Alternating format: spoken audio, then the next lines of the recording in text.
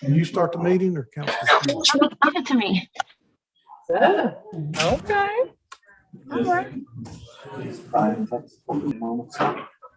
Want me to start? Go ahead. Vice chair's gonna start it.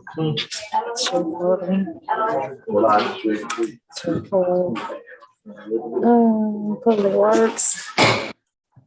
Good afternoon, ladies and gentlemen. Welcome to our Tuesday, August the 24th agenda session. Now call this meeting to order. Could I have a motion on the minutes, please? Second. We have a motion and a proper second with no objections. Minutes will stand as recorded. We do have three committee meetings this afternoon. We have a Parks and Public Works, Economic Development, and a Legislative Committee. Councilman Hester, do you mind, since I think Councilwoman Coonrod has some guests here this afternoon for Economic Development? Do you mind if the Economic Development Committee went first? Okay. I think we're going to hear something about a trade school this afternoon. We're excited to hear about it. Yes. All right. Ordinances first reading under planning. All of these items I think we have at least discussed at some point in time. Some have been deferred, others have alternate versions. Are there any questions concerning any of our planning items? Any questions concerning our planning items? All right. If not, we'll move to resolutions. Madam Clerk, under legal, 7C, please. Resolution authorizing payment and coverage for the city's insurance premium period December 2020 through December 2021 for the city's portion of premium in the amount of $29,227.46. For the total prorated portion will be updated on-site evaluation cost of And Lane. Yeah. Jointly Owens. You're live now. Properties in the amount of $833 for a total amount of $30,260.46. All right. Any questions or comments on 7C? If not, we'll turn to your purchase items for this afternoon. I have heard no questions or comments concerning any of the purchase items this afternoon. But council, if you have any, now is the time to ask. Seeing no hands, we'll move to August 31st. Did I hear something? Oh, okay. Moving now to our 2-week agenda, our August 31st agenda. Any questions or comments relating to our August the 31st agenda that we need to be brought before our attention? All right. Future considerations, anything on your 3-week look ahead that you'd like to bring to the council's attention at this time? You are an easy group this afternoon. All right, any proposed legislation that any council member would like to bring before this body at this time? During this time that we're not having our strategic planning, I put in a place in the agenda for proposed legislation. Councilwoman Coonrod. Thank you, Chair. I have some legislation I've been working with the city attorney and would like for it to be put in our legislative committee so we can discuss, Chair, if you deem that appropriate. And one is that for us to seek expansion of the jurisdiction of our city court. And the other, that's in contingent with the previous legislation to eliminate it. Don't know if that's gonna pass or not. But if we can expand the jurisdiction, that's one. And really look at strengthening our city court.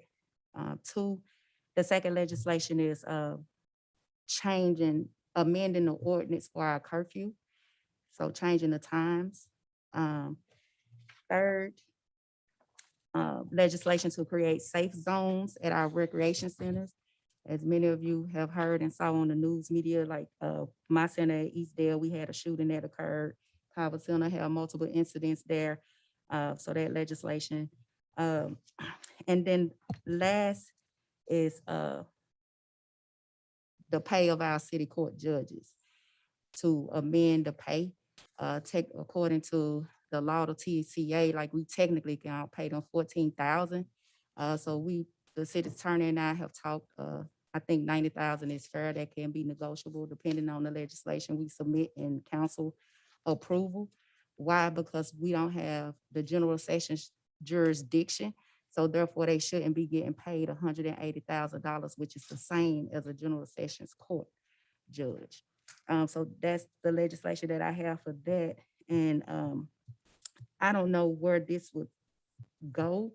So Chair, if you would mind helping me out. So we, a month or so ago, we did the MOU agreement with UTC to do our research. And I would like to propose to our council that we submit to UTC to research what it looks like to get our city schools back. Since the merger of 1995, we've consistently had the same recurrent issues and complaints about our inner city schools. And it just hadn't gotten better since the merger. I do understand like our test scores and everything are looking good. There's been some kind of improvements, but the question for me is our inner city, the most at-risk, vulnerable target people. Like if we're not getting the resources and the tools for them to be successful, I would like for us to research that and what that looks like. Okay. I would like to have a conversation, I think a little bit more extensively with this council about doing some research with UTC. It would somewhat be in regard to this. And I think it would look more like what consolidated governments might look like, which would accomplish, I think, maybe the same purpose. But I think that is something that this council would need to decide as a body, that they want to spend the contract money in this way as well. Councilwoman, let's go back to the legislation that you're proposing. In order to put something in legislative committee, the chairperson would need the actual ordinance, the proposed legislation. Do you have the proposed legislations for all of these? I have one, it was some technical difficulties with our IT system with the internet. So as soon as that's up and running, then our city attorney can forward to everybody. But I do just have one copy, and that's the one to extend our jurisdiction. Okay, you say you do have a copy of that Uh-huh. ordinance? I have it here. I could give it to Ms. Okay. Nicole or Ms. Karen or send copy. If you would forward that to the body, and then that way we can have it placed in the legislative committee. Okay. Thank Okay. you. Thanks. All right, anything else at this proposed legislation point in our agenda that needs to come before this body? All right, I'm seeing no other hands. We do not have a departmental report this afternoon, which would conclude all our agenda items for this afternoon. So at this point, I'm ready to turn it over to our Economic Development Committee Chair, Councilwoman Coonrod.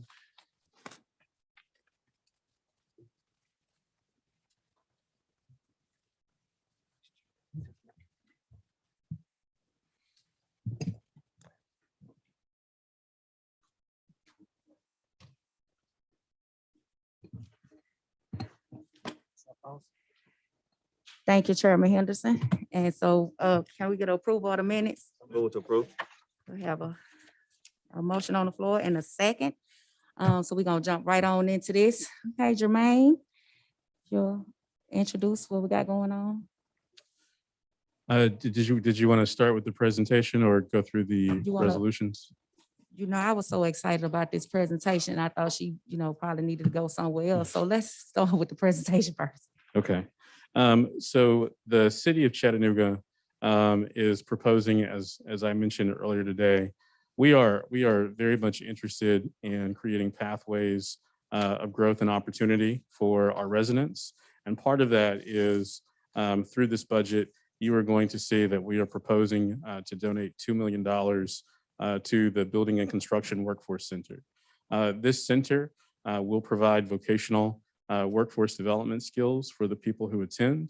I'll let Leslie Gower here jump into it in just a second. But in addition to the site being built at the site of the former Marion Garber Elementary School over in East Chattanooga, we are also, in addition to the $2 million donation, also planning, and what will come before the city council is the donation of 1.97 acres of land. That 1.97 acres of land is currently owned by the city of Chattanooga, and it is part of the former Harriet Tubman site. It is 1.97 acres with an appraisal value of approximately $83,000. And so in addition to the $2 million commitment that we have set aside in the budget for the Building and Construction Workforce Center, we are proposing to donate that 1.97 acres for them to expand the facility. This is obviously very exciting to the administration. As many of you have probably heard for a long time, there are constituents across our city who believe and feel strongly of the need for a vocational center that could teach people some of the lost skills, so to speak, that are associated with jobs where people work with their hands. And so today, what I would like to do is to give you all a more in-depth dive on the project. And so today we have Leslie Gower from the Building and Construction Workforce Center and the Association of General Contractors of East Tennessee to tell us more about the project. So with that, I'll bring Leslie up. Thank you, Jermaine. Welcome, Ms. Leslie. Tell us the exciting news. Thank you, Councilwoman. Your enthusiasm was very reassuring when we talked to you about it. Thank y'all so much for allowing me to present this today. If you don't know who AGC is, the Associated General Contractors, we're the national voice for commercial construction across the nation. Our chapter here in Chattanooga represents 230 construction companies across 22 counties. And I don't know how to forward slides, so. Okay. So why are we interested in this? Well, it's pretty obvious. Oh. Help. Which button do I push? Okay, thank you. Sorry. So we have a dire workforce crisis in construction. For every 5 people leaving construction, we have 1 person coming in the trades. We have a huge generational gap of people coming into the trades. The average age of a tradesman now is 49. We think that's a conservative number. And so this is obviously something that was very important to us. 2.5 years ago, our board decided that we were going to go all in on trying to find solutions to our workforce problem. And so we started looking at, could we sell our property? Can we find a warehouse solution where we can start our own training? We wanted to start a career center. And at that point, I believe I talked with Chairman Henderson, who, because he, as a person in construction, he was feeling the same pains that we were. So through talking with him, I could just see his gears turning. He brought in Brent Goldberg from Hamilton County Schools at the time. So we started talking about what some possibilities might be that were bigger than our vision. And through that, we also started talking with Chattanooga State and TCAT, who were also interested in starting a certification program for construction. And Hamilton County Schools, Dr. Johnson was very supportive and excited about the opportunity to partner with industry in launching a vocational school. So these partners came on board. Mayor Coppinger has been instrumental in bringing this collaboration together. He has been so supportive. He's been doing all the presentations. He's very invested in it. And we went to talk with the governor's administration about this. Governor's administration said that this is something that they could see as a model for the rest of the state.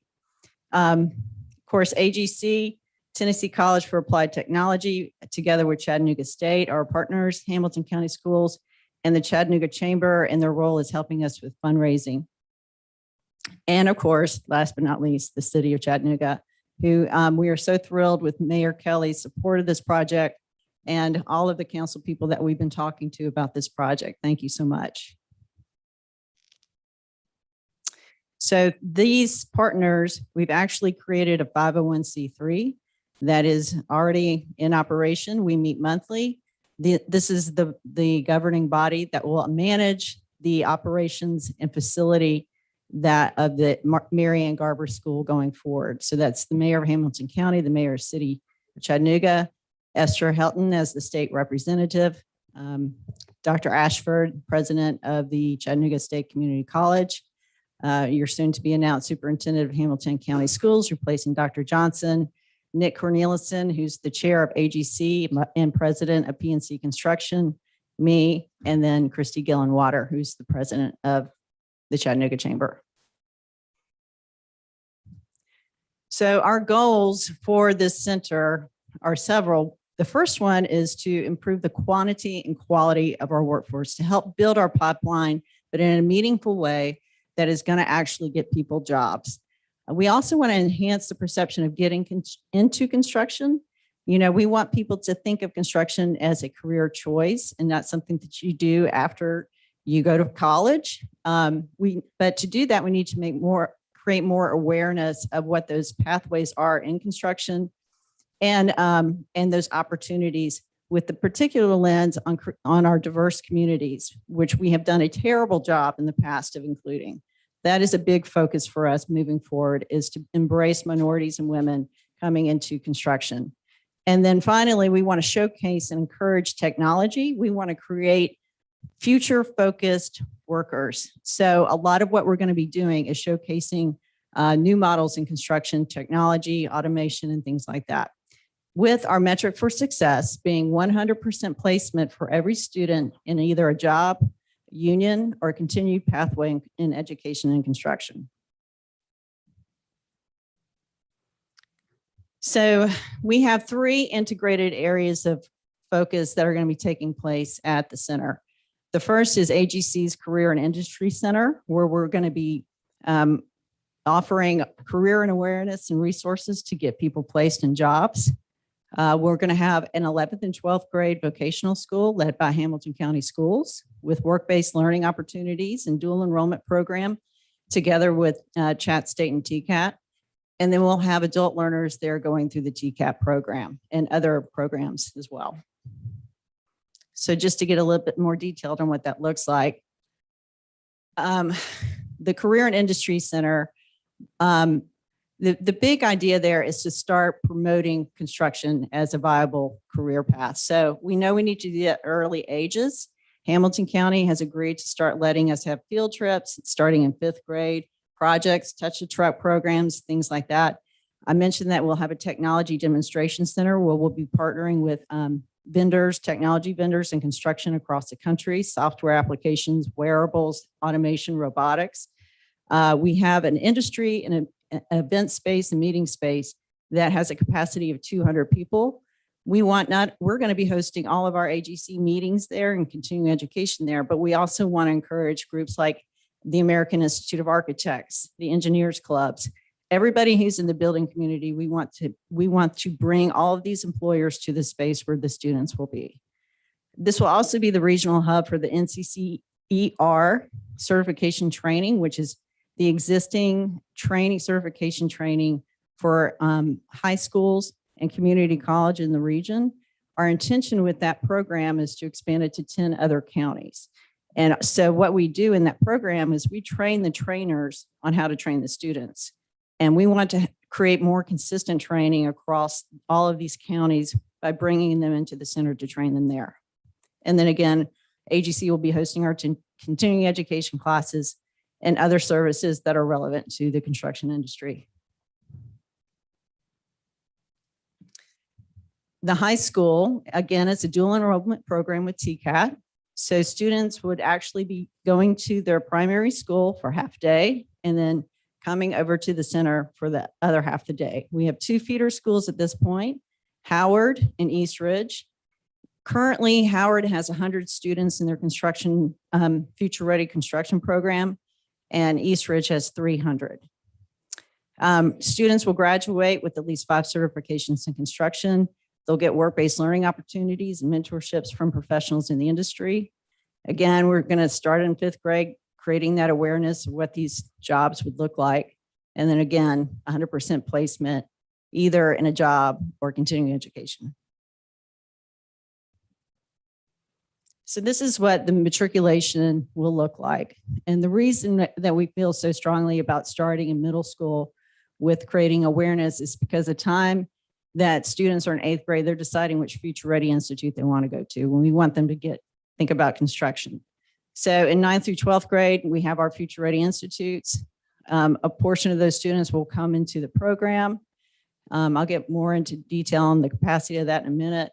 And then again, either they're going straight into a career ready path or they're going to go into a post-secondary education path.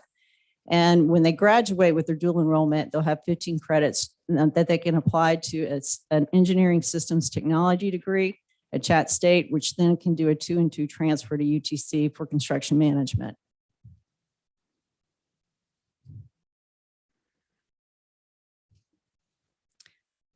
And then TCAT, as mentioned before, will be doing simultaneously with the high schoolers. You'll have adult learners in the same space learning at the same time. These students, the TCAT students, actually go full day, every day, every week, every day each week. And so their clip at graduating is twice as fast as what the high schoolers are, because the high schoolers are obviously on a two-year path, if that makes sense. So Chat State is working on an apprenticeship program that will be a part of this. And then the training facilities will also be used for other construction programs. And some of those programs may be, well, we know Green Spaces is already wanting to bring their Build It Green program to this space for part of their learning processes. We're talking with the Home Builders Association about what that might look like. Urban League of Greater Chattanooga is going to be helping us with recruitment, particularly in the minority, obviously in the minority world, trying to help us reach out to new audiences that we have not been doing well in the past. Launch Chattanooga is going to be a part of this, in helping us build up entrepreneurships and more minority-owned businesses in construction. Again, NCCR is our certification program, and ACE mentorship program is already in existence, but we really want to work with them to help showcase some of the projects that the students are doing. So we know that these are just some of the potential programming partners that we've been talking with, but we expect to, as we get into this, to start looking at second chance programs, programs for veterans and things like that. An important part of this is getting that awareness out. So AGC has committed to launching a marketing campaign that will drive more awareness about careers in construction. Part of this will be a website where we'll have a clearinghouse for training, a clearinghouse for jobs, resources that would help educators, and testimonials from people who are already in the industry. And we want it to be very fun and engaging. So that is actually in the process. The neat thing about this is the brand that we're going to be using for this digital campaign will actually be tied into the facility. So once you see this website, you'll see the branding for this website, and then you'll go over to the construction center and it'll all be tied together. So an important part of this is building up our community and economic mobility opportunities for people that might not have it. Construction actually does offer some very lucrative pathways. As you can see, the median age for a high school graduate is about 29,000, and the entry level wage for a plumber is 35. So, and if you get into your electricians and the further and longer you stay in your career path, the more money you're going to be making. Anecdotally, I'll tell you that it's crazy kind of what people are paying right now for people in the trades. And I don't want to go on record saying what that is, but it is a very lucrative pathway. If you're looking at welding or electrical or pretty much anything right now, masonry, they're all paying very, very well because the demand for people is so high. So we are going to be very cautious about in our first year, so that on how many people that we are enrolling, just so that we know that we can tweak the program and make it better as we go forward. We know that we're going to have a lot of lessons to learn in that first year, but one of our goals is 50% enrollment from priority zone schools. We're going to be targeting 75% target for enrollment for economically disadvantaged students. And again, each student will have at least 5 credentials in construction by the time they graduate. So our sources and uses for this is $8 million. And the state has committed $2 million. Hamilton County has committed $2 million. AGC has committed $500,000, and we have been in the process of working with foundations to get to our ultimate goal of 1.5 from corporate and foundation donations. Ben Woodland, Hurst, and McClellan have committed to supporting this, as well as some other private individuals and organizations. And of course, we are asking the city of Chattanooga to respectfully join us. And then our uses for, these uses are for construction costs, so $5.5 million for construction, architect fees, FF&E. We have built into our budget 3 years of operations, and what that will do is help us reach enrollment levels that we know we need to get to. So this is the Mary Ann Garber School is where we're going, and if you're not familiar, it's in the Avondale neighborhood. This part of Chattanooga Climb's strategy for embedding the workforce training opportunities in low-income, diverse neighborhoods. And we have been talking with Hope for Inner City and other community groups that are in that neighborhood. Dr. Everlina Holmes helped us connect us with a lot of Black leaders. And I can't tell you how enthusiastic everybody is about this. So we know we're going to have a lot of strong partnerships helping us reach out to that community and making sure it's a value to them. So one of our goals is to create to turn this building into a learning model for students for sustainability in the future of construction. So Michael Walton at Green Spaces has been our sort of leader in this process. And our intention is to create Chattanooga's first carbon neutral building. We're pursuing Earthcraft Platinum and International Living Futures Institute Zero Carbon certifications, which is a mouthful. And we were going to be looking at LEED, which I'm sure you all have heard. We didn't have a timeline that would allow us to do that. This is a very aggressive certification that we're going for, but it will also allow us to get that certification as we're going through the construction process and after. So that is why we kind of we're on a very tight, aggressive construction timeline. We've already received a good use grant for this project. And again, we want students to be able to go through this building and understand what sustainability and energy efficiency means. So this is the site plan. We have 2 wings. One wing is for mechanical engineering and plumbing. And then one wing will be for our carpentry, masonry structures and cabinetry, concrete, anything that goes into the structure of a building.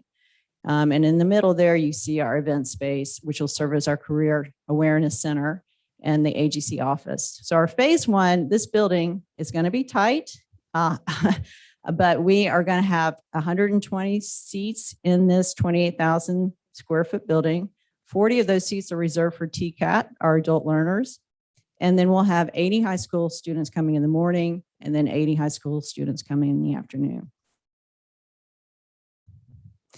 So as Jermaine mentioned, we really need some elbow room. And so the land that we're asking the city to consider donating will serve as expansion space for our phase 2, which would double our capacity. And these are just some renderings of what it will look like. Actually, we've had some updated renderings. I'm very excited. I think the neighborhood is going to be thrilled when they see what this is going to look like. That's the back. So in our effort to make this a special place for our students, we really want the entry, the event space, the lobby area to feel very, very sophisticated. And like, this is a special place for them. What we're telling these students is you're not building birdhouses, you're building skyscrapers. This is important work that you're doing. And we want them to feel that when they walk into that building. So the design of the building is a very key part of what we're doing. This is rendering what the event space would look like. And then the halls, once you get back into the halls, it's not going to be that sexy just because it's a working space and there's going to be a lot of sawdust and things going on back there, but it's going to be very utilitarian back in the workspace. Oh wait, I did want to show you. You can kind of see that everything is exposed in this building, and that's intentional. So when you can see that there's some color coding going on those pipes. So what our intention is yellow would be plumbing, red would be electrical. So the building is serving as a learning lesson for students going through.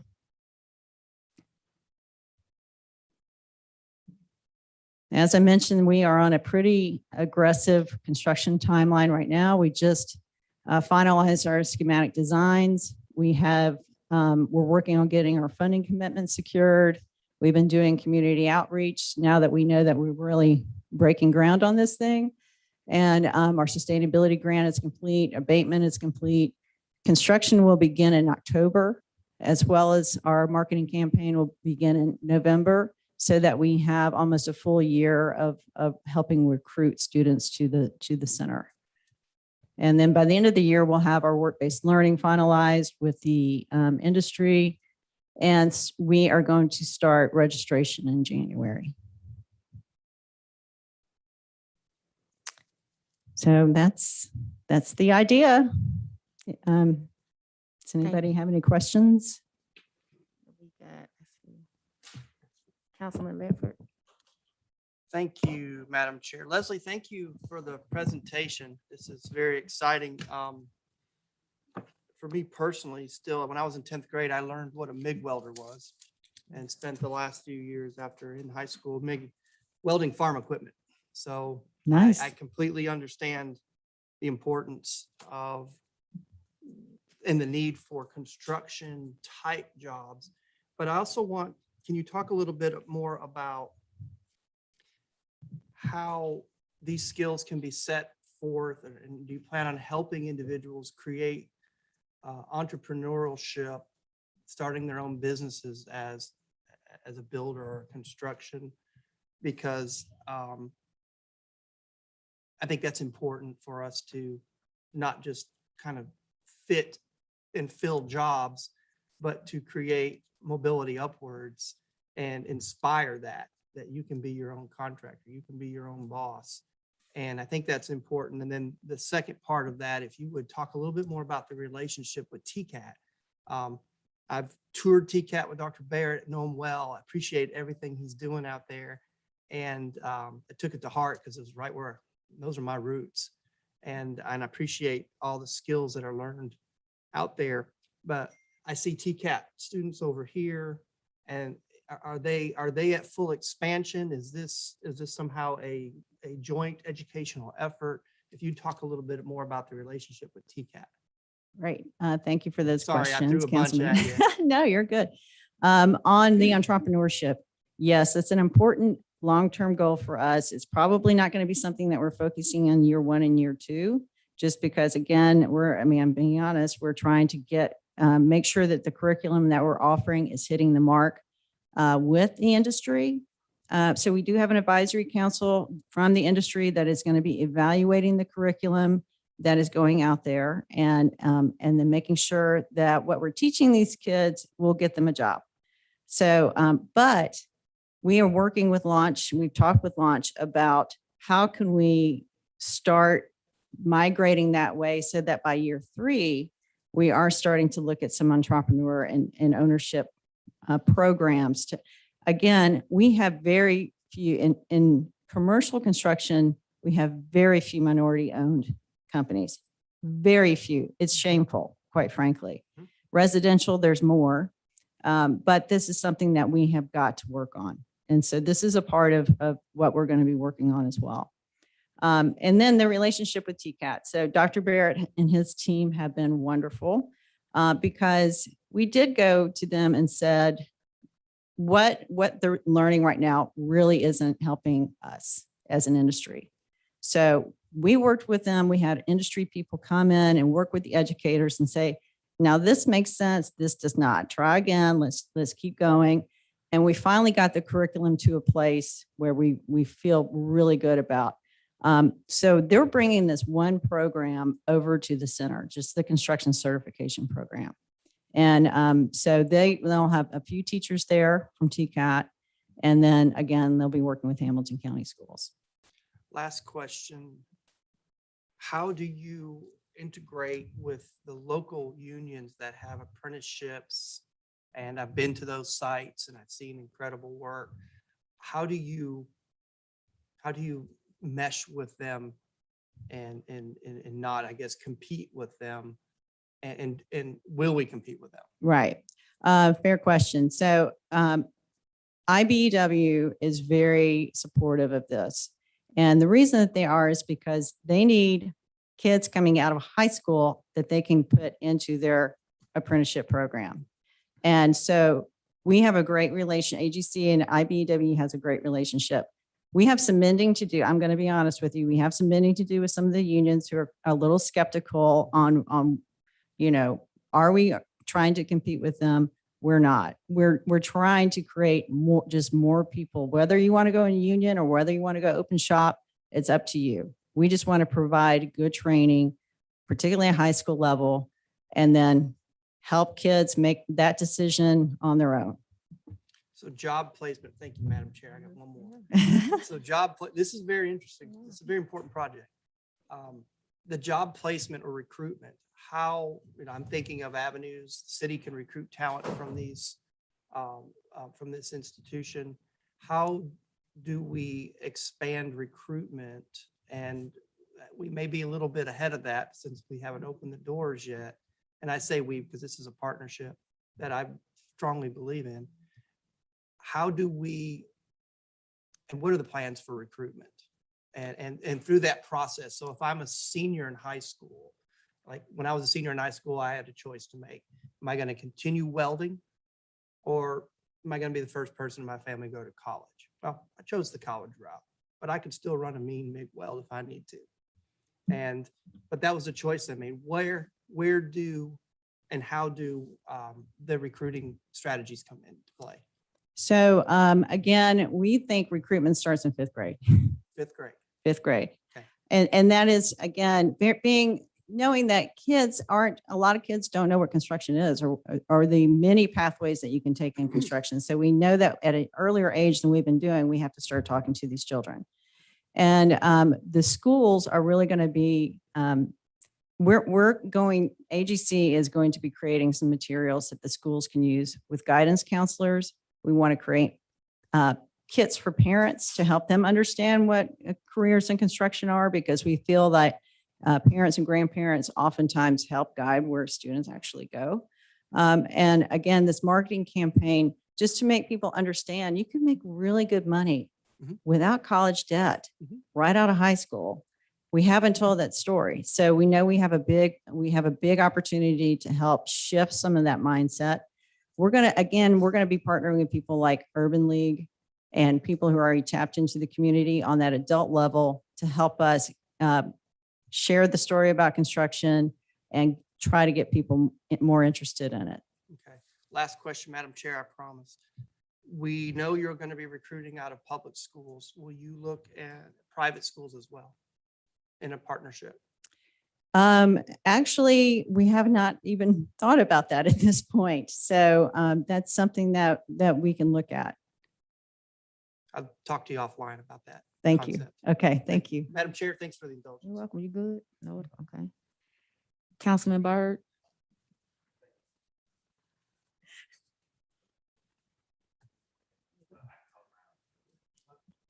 Yes, It was on. There we go.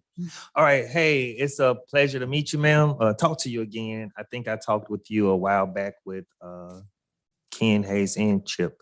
Oh. Councilman Henderson. How you doing? I couldn't tell who was talking. I was looking Okay, at it's that. me.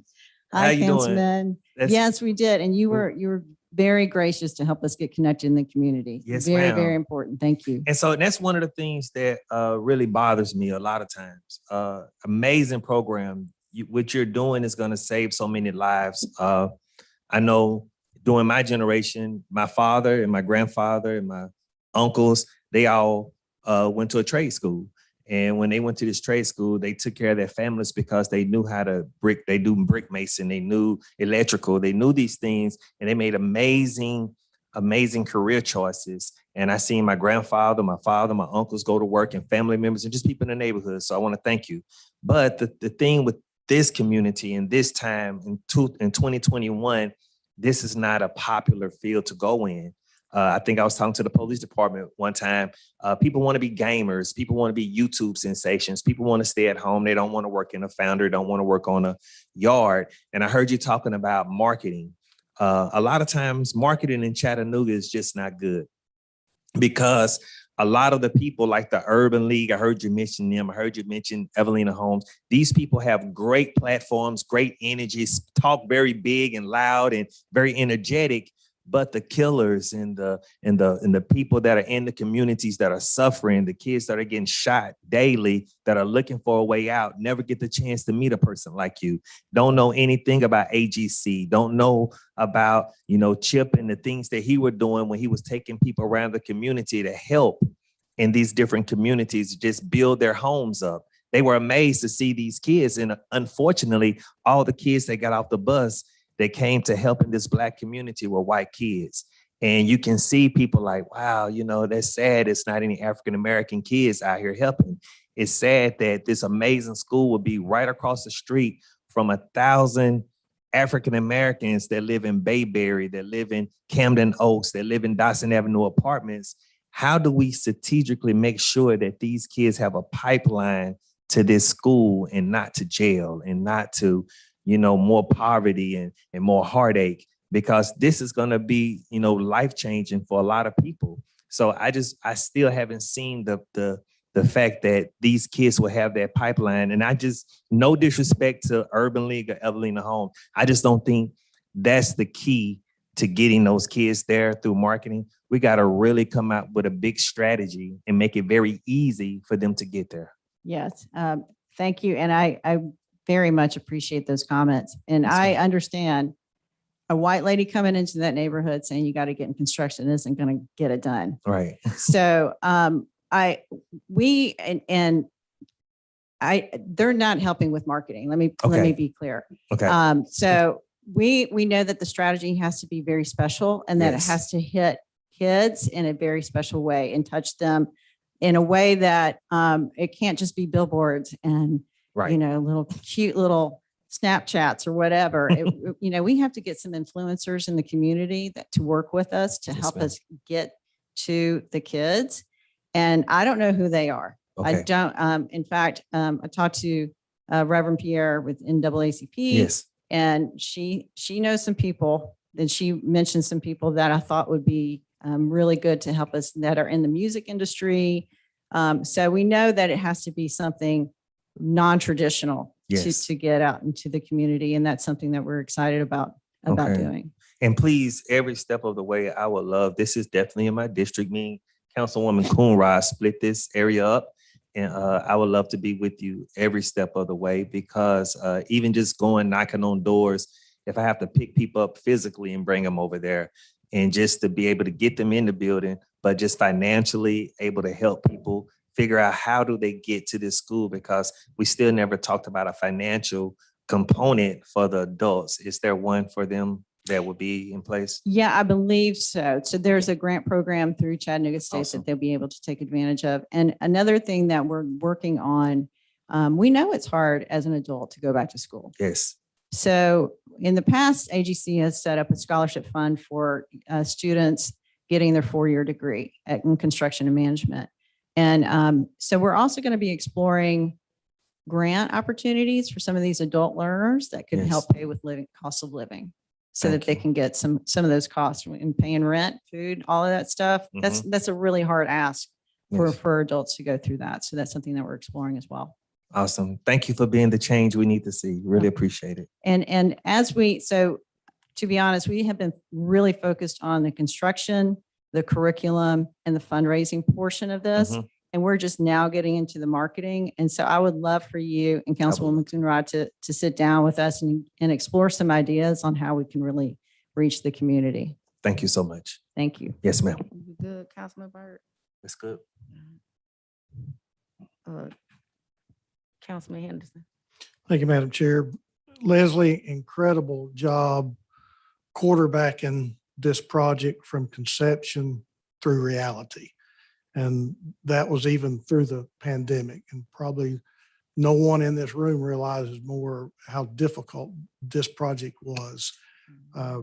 This is something that we've talked about in Chattanooga for years, probably since Kirkman closed, is reopening or opening a trade school. And you've been the one that's quarterbacked this all the way through. And it's just been an incredible job that you've done.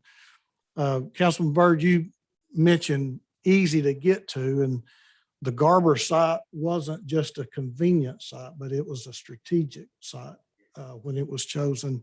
It's on a main bus line.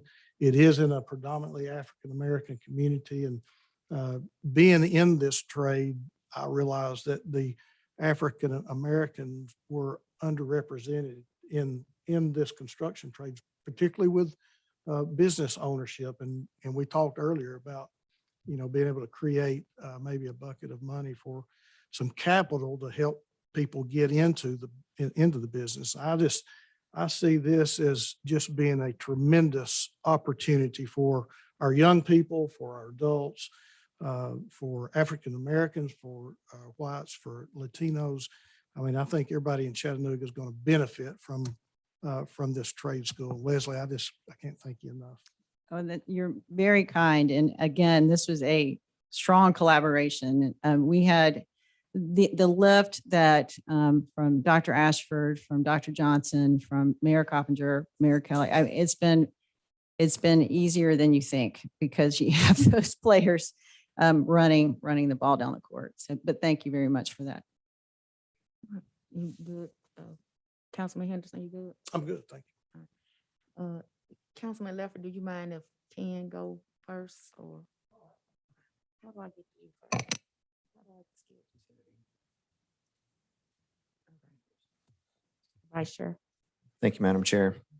Leslie, I'll echo Councilman Henderson in some regards and just saying thank you for taking the bull by the horns on this one. I mean, it has definitely been a conversation piece for a long time, and it's been a hot potato as well. Plenty of people have tried to pick it up, and it tends to get dropped very quickly. So to keep a hold of it and get us this far is really remarkable. When you were speaking earlier, and I may have missed this, but just to confirm, this will be purely post high school and then adults, of course. Is that correct? No, Okay. it is 11th and 12th grade vocational school. So Excellent. students will go to their primary school in the morning or afternoon, and then the other half of the day, they'll come over to the Center for Hands-On Training. And I don't know that if I mentioned this, but an important part of that training is we're going to have people from industry doing the hands-on training in conjunction with the educators from the schools.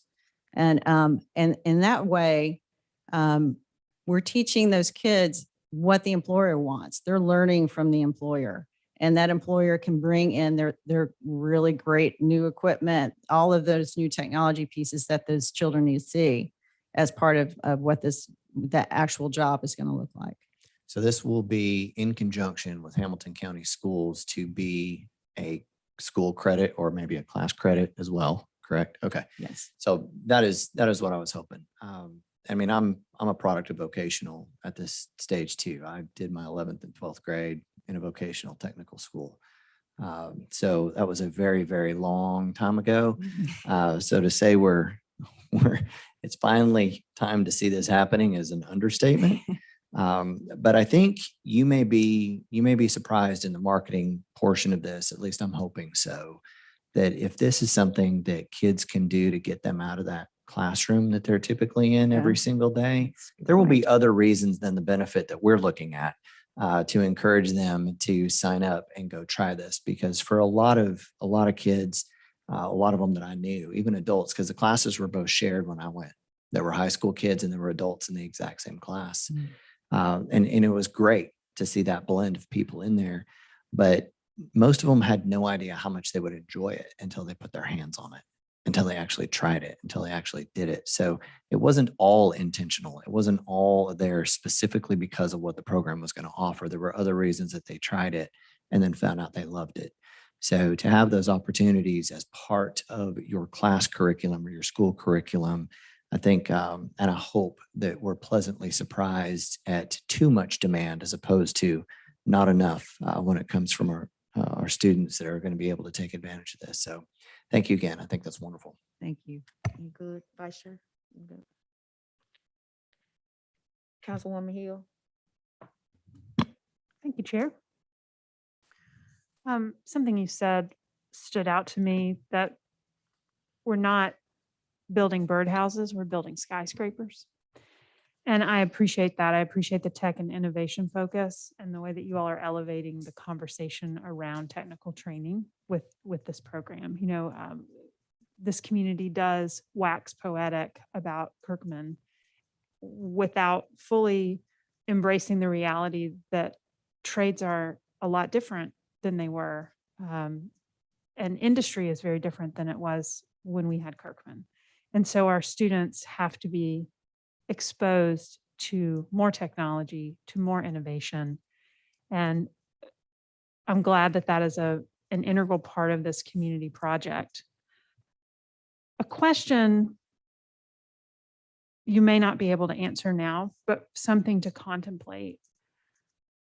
How are you preparing your members, your general contractor members, to welcome minority and female workers? As we in the school system are trying to create a more diverse workforce, we are finding that our standard ways of recruiting don't fill the gaps all the time. And I believe that we have some invisible barriers to participation.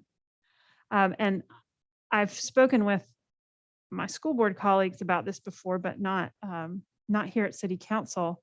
Like when people use sports metaphors, I have no idea what they're talking about. Like I'm not going to Google quarterback because people use it enough that I kind of get it. Like you've been the boss of this, like, and that's a vernacular I use and people think I sound foolish. You're the boss of this, but you've been really pushing this program forward and calling the shots is what I take it to be from Mr. Henderson. So I just ask you to think about that beyond your board, who seems to understand that economically your trade cannot exist in the future if you do not become a trade that is made up of all kinds of people. But how will you welcome them when they come into the work study portion? How will you keep new kinds of workers when they come on a job site? So something to think about. And if you're already working there, I'd love to hear about it. That is such a good question. And it's hard because minorities, women, you don't see them on construction sites. You just don't, not in the way that we know that we need to. So with this workforce crisis, it actually presents a really good opportunity to change that. Honestly, our members don't care what color you are. They don't care if you're a woman. They don't care. They need people. They are so desperate for people with work ethic. That is what they are looking for. And so if we are training these students to meet that demand, we're fine. Honestly, I really think now I know I could be a little naive. There's going to be some need to do some diversity training for a lot of our members to help them understand that not everybody responds in the same way, that there's ways that you have to communicate with different people. So there's a lot of training that we want to include as a part of this to our members. We're actually going to be working with our Workforce and Education Committee. We have our first meeting in September where we're going to be developing that work-based learning program. And I think you saying that reminds me that we need to include that as part of the agenda. So I appreciate that. Well, I do think that there are bound to be situations that you all will experience. You know, other industries are coming to terms with sexism in the workplace because they've had women in them more. And you as the leader of this, I'm sure have been in rooms where you say, do they even know what just happened? So yeah, if you're able to get ahead of it, you'll be a step ahead of some of these other industries. Thank you very much for your work. Thank you. Good, Councilwoman. Councilman Ledford. Thank you, Madam Chair. Earlier I had a note, Leslie, but I was going on for a while. I want to give other folks a chance because this is very exciting. I see Lisa's in the room and I wondered if you could kind of talk about transportation and the hurdles that we will obviously face. And have we addressed that yet? And obviously I know Lisa, and I know that she and Carter will do everything in their power to bridge that gap, so to speak. But have we started down that road yet, or is that still maybe in a planning phase? So Hamilton County Schools has agreed to provide transportation from Howard and East Ridge at this point. Okay.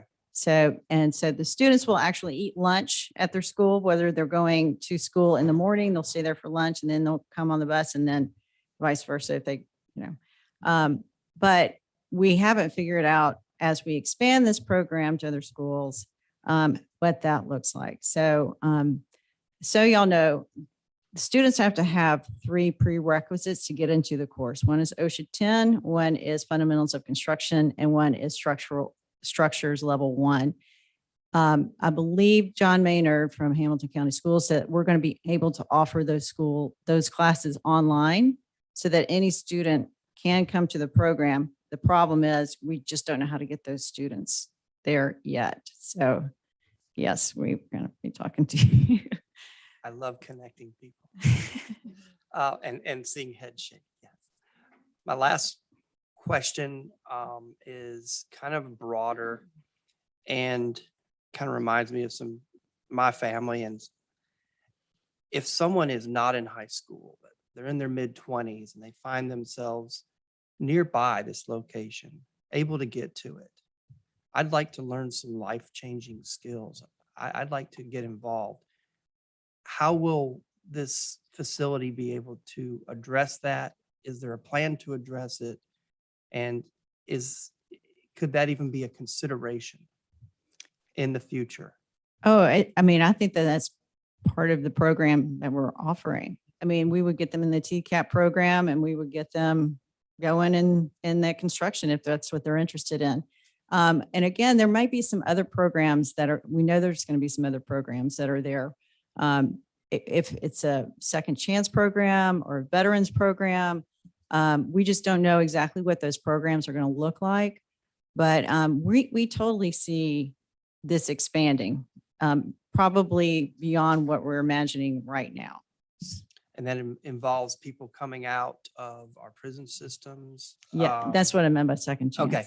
Yeah, because I tell you, there's one thing that my colleague, Councilwoman Coonrod, has really instilled in me is the need and to recognize second chances because we all deserve them. Yes. And I would love to see this be a vehicle as part of that.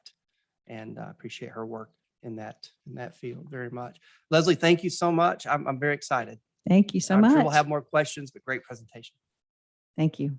Thank you, Madam Chair. Thank you. Good. Great presentation, Leslie. Man, you hit on I had to jot down some notes because you got my attention on a couple of things. One was the second chance. Like Ali said, like I immediately honed on into that. And because I recognize that in our penal institutions, like that's their path. They get to take those trades and apprenticeships to afford them an opportunity to be employed once they transition from prison. So thank you for that and making that a part of your school setting and policies and everything. Also, you mentioned about, because Councilman Byrd, I first want to say thank you, Councilman Byrd and Councilman Henderson for spearheading this. I supported you on the campaign trail, our first term and our second term as you championed for this trade school. I'm really thankful that Chip made sure that the vision and the mission was still deployed. And he said something very important, which was a strategic site. And I know a lot of people publicly think that Chip and I don't align much, but we really align with each other more than people think. And he's really got a heart for this and for our communities. And when it comes, this is equity, diversity, and inclusion. And Chip has been very instrumental with making sure that that's happening, in particular in this community. So I thank you guys from that. Also, what you mentioned, Ms. Leslie, is that you're having a hard time. Like, you don't want to send a white person in this neighborhood to try to recruit because you think that it doesn't look good. Me personally, I think that's perfectly fine because people need to see women. We don't have many Black women that's in the construction trades, but if we see you coming, you all suited up in those boots and so on and so forth, this is going to inspire them. Hey, a woman is in construction. So that's perfectly fine. And we also have white people that live in these communities that have children that attend these schools along with the Hispanics too. So I think a collaboration with Black people, Hispanics and white to tackle the community, because currently Black men and women, we're not getting the kids to go to get in the trades. We're not even getting them to go get a college education. We can't even get them to get off the street corners to do the right thing. So it's not, nothing personal. I mean, we all have to have a collaborative effort in this thing. I do like your comment about that you're not building birdhouses, that you're building skyscrapers. Why this means so much to why I love that statement there is because we often say that we want to meet people where they are, but we never elevate them to the next level. And what you said here is that we're going to meet you where you are in this community. We want to transition your life, put you on a path and create, have economic mobility toward the path of Black middle class that we've talked about. And this is an opportunity. I've seen people who, not, in fact, Chip talk about it all the time, where he come from and how, when you look at him now, he's a successful businessman that employ a number of people, which, a lot of people don't realize that in the opportunities that he's giving people for a second chance too, just by working in this industry. So I'm hopeful that more Black people will come be a part of this industry. It's probably going to be a struggle. I mean, we just got to be honest with that because Howard isn't a predominantly Black school anymore. And, you know, Hispanics, they naturally cater to construction. Black people were great with our hands, but we're afraid to use our hands in the right way. So I'm most definitely going to accept the call to action from Councilman Byrd and join you if we have to go canvassing, knocking on door, making phone calls, whatever we have to do that inspire people to come. But I want you to come with us. Great. I would Or love to. whoever that want to come that don't look like me so we can hit those areas. I'm excited about it, super excited. I know you touched on down that you'll get additional schools to come join. I'm just really excited about this opportunity because since Kirkman closed, it's been the campaign trending theme every 4 years. It's time for a campaign. So I'm actually excited that it's finally hitting our community. And even though that it's strategically placed in this District 8 community and we border it together, but it's an opportunity for all people because the middle class of white people is changing too. We have a lot of poor white people. And I know the narrative always goes to, oh, we want to help these poor Black people get here, but we got to start being concerned about all people. And we see that as we go up and down our streets, the people that are living on our streets. Poverty, it don't care what skin color that you are. So this is an opportunity for all people. But again, I'm thankful for you to even come take this opportunity and present it to us. And also, I met another woman that's leading the chapter in Nashville. So I'm glad that women, Oh, you did. Great. yes, Grace. Is that women who you met? are leading our AGC. So thank you. I'm looking forward to being a part of this continued out. Thank you. Thank you so much. All right, any other questions? All right, thank you, Thank Ms. you. Leslie. And then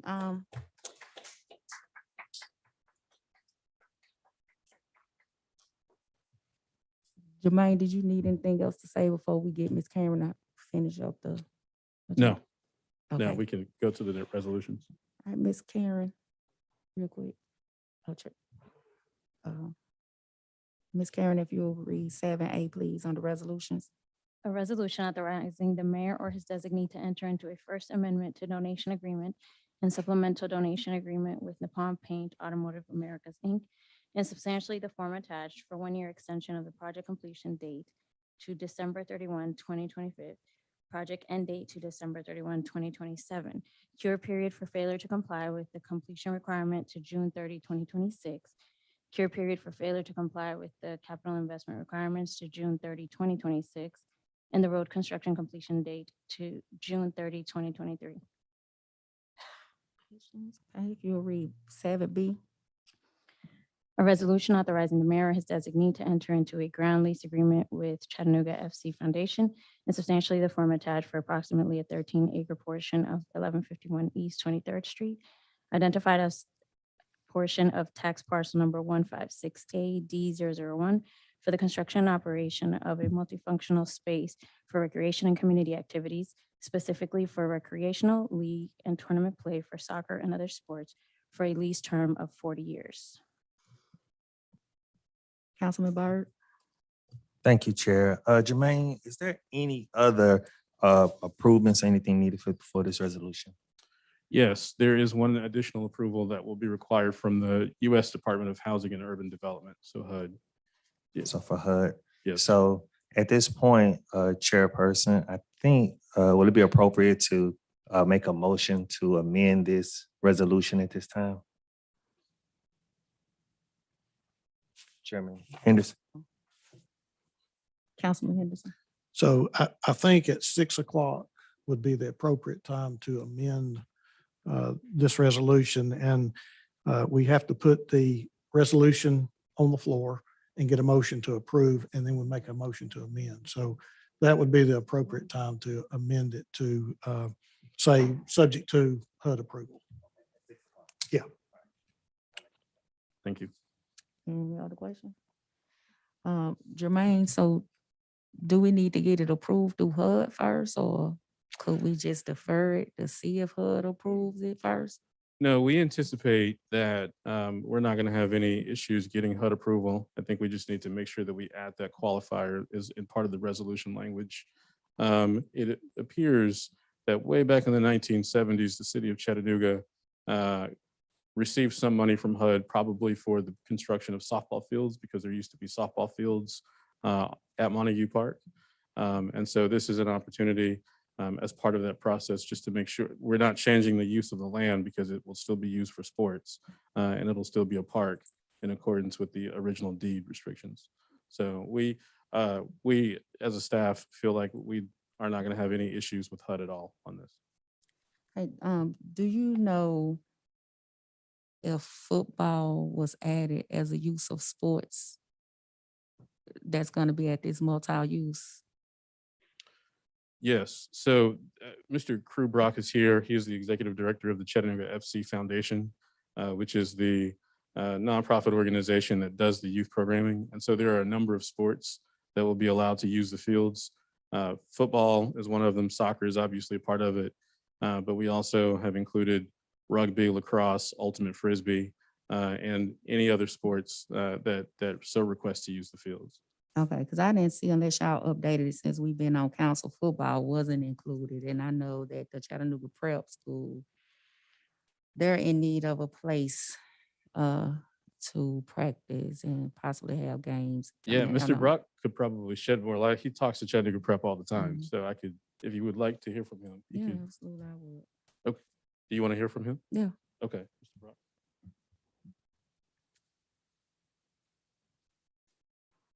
Thanks, Councilwoman. Yes, I've been in good conversations with Coach Banks and Principal Scott about the use of this, and it's exciting use. It fits the mission perfectly. Okay, can you make sure that you put that in the language? Sure. Because I want to make sure, because I don't want later to come back and say it can't be used, is that I played softball at the Montague Park, and when they told us we no longer can use the land because it was contaminated, so I never had the opportunity to play again. I'm pretty good at softball. But my concern is trying to make sure I choose my words carefully. I do understand what you all are trying to do, but I think I'm kind of bothered a little bit about how the language came about. I don't know if, to me, it didn't seem like it was people first language. It was just, we want to have somewhere to put soccer fields, and we got a lot of soccer fields. And naturally, that's what you're going to gravitate to, because that area is with people who enjoy to play soccer. But people who traditionally lived in that neighborhood, there's not been an opportunity for anybody to get engaged, more so with a park space. They may have an opportunity to go look at art through the sculpture fields, but it's really not an engaging space to all the people who live over there in that area. So with this complex, is it gonna be pay to come, or is this something that's offered for free for people to participate and use, or they have to pay? It'll probably be a combination of all those things. But last week when we met, we changed the language to multi-sport. So I hope that accomplished it. But if you need to be more specific, happy to make it more specific. Yeah, I need it added in there, because when I clicked on the link, it had rugby, soccer, it had lacrosse, it had different things like that. And I'm not being funny when I say this, Black people just don't gravitate to those sports. It is an opportunity for them to learn, but also when we're talking about people that live in that area that's a low income, poverty stricken area, they can't even afford to buy bread right now, more or less to try to pay to go to a game or to be able to participate, even to burn some energy. So I'm just kind of concerned about that. I don't know what that looks like going forward. I do like the idea, and it's just me personally, and I'm sure that it's something that could be workable, because they can go look at art for free, look at the sculptures for free right now. Right. I do think we work with over 1,000 kids right now that we, raise support to work with. So we're very aware of that and are want to press in as well. So I think we Okay. agree. Thank you. Yeah, and just as a follow-up to that, Councilwoman Coonrod, I don't think that there was an intention to leave out football. I just think that what we were trying to do was to capture the spirit of the original RFP as the RFP was written. And also, we didn't want to list every single sport that could be played. So we just included other sports on multi-use sports fields. So the park is going to be part of the lease agreement, also requires that the gates be open from sunrise to sunset. So kids will have an opportunity to use the fields as they see fit, provided there's not a tournament there. Okay. Sometimes gates open means something different, but we can sidebar that. But thank you. All right, any other questions? Councilman Ledford? Thank you, Madam Chair. It was my understanding through Vice Chairman Smith's adaptations that the language did reflect the word multi-use. And we should see that in our caption if our city attorney will make sure. But is that correct, Vice Chairman? And I apologize for asking that question directly, but that was my understanding. And I thought it was a very thoughtful direction that you took last week on that. So I want to make sure the language reflects with our city attorney. My question for Mr. Brock is, you're not turning away anybody, are you? No, For any reason? Nope. This is for our community. the city's field. This is the city's field. Amen.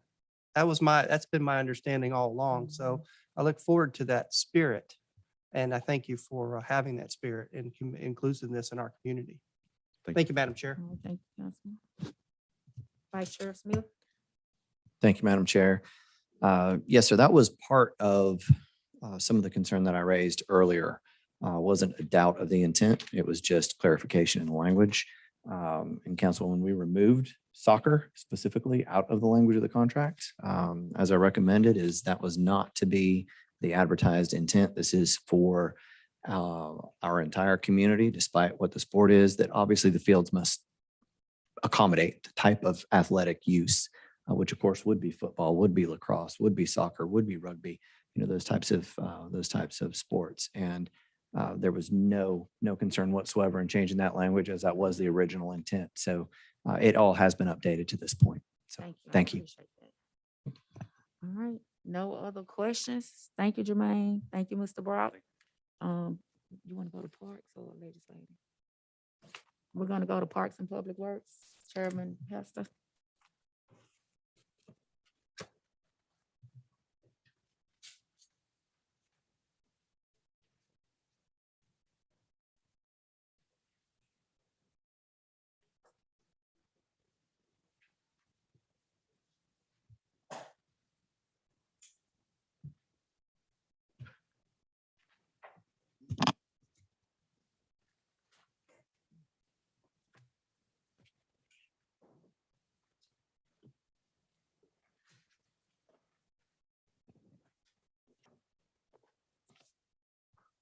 Welcome to Parks and Public Works Committee. Can we approve the minutes? Madam Clerk, can you read ordinance on the first reading? 6, please. An ordinance closing and abandoning 2 sewer easements located in the 100 block of East 4th Street, tax map number 135MAB002 and 135MD019 as detailed on the attached map, subject to certain conditions. I see no hands. Resolution 7, please. A resolution authorizing the administrator for the Department of Public Works to approve change order number 5 final for Burns and McDonald Engineering Company relative to contract number W16013101, Citico Pump Rehability Improvements, a consent decree project for the decreased amount of $34,298.46 for a revised contract amount of $1,836,093. I see no hands. E, please. A resolution authorizing the administrator for the Department of Economic and Community Development in conjunction with the City Treasurer Department to renew an agreement in substantially the form attached with OpenGov, Inc., formerly Viewpoint Government Solutions, for operating software for the Land Development Office for the second year of a 3-year term, with an option to renew for an additional 1-year term for a total of 3 years in the amount of $152,320.80.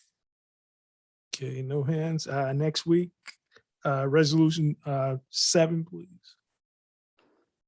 A resolution authorizing the administrator for the Department of Public Works to execute the consent to assignment for all purchase orders for vendor number 171037, Santec Waste Services, Inc., to Capital Waste Services relative to resolution number 30770, landfill disposal of biosolid waste. No hands. C, please. Councilwoman Coonrod.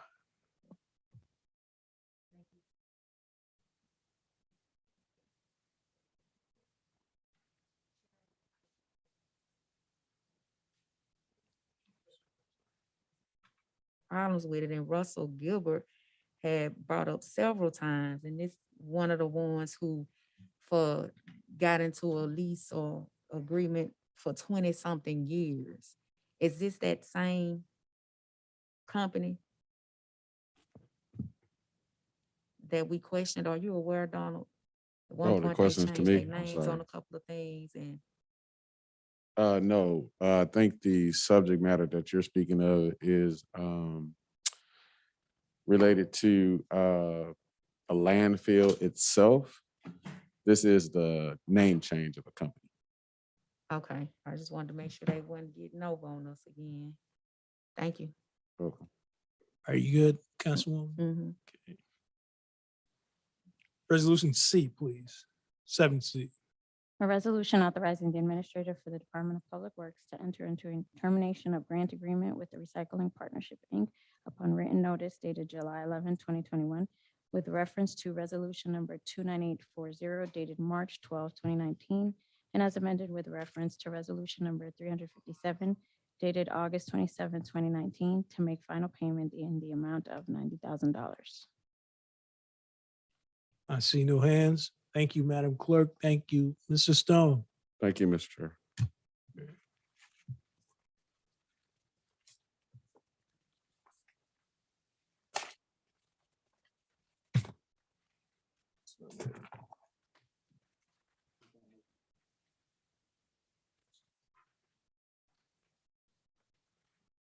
Next committee, legislative committee.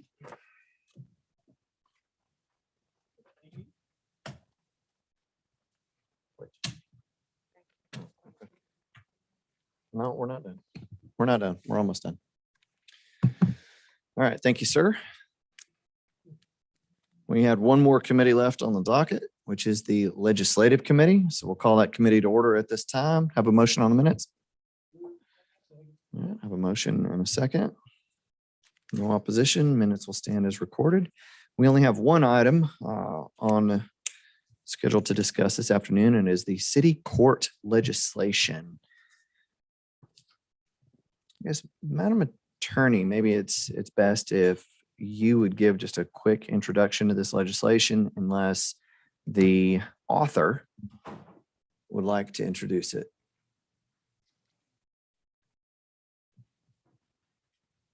Chairman Henderson. Thank you. I mean, if the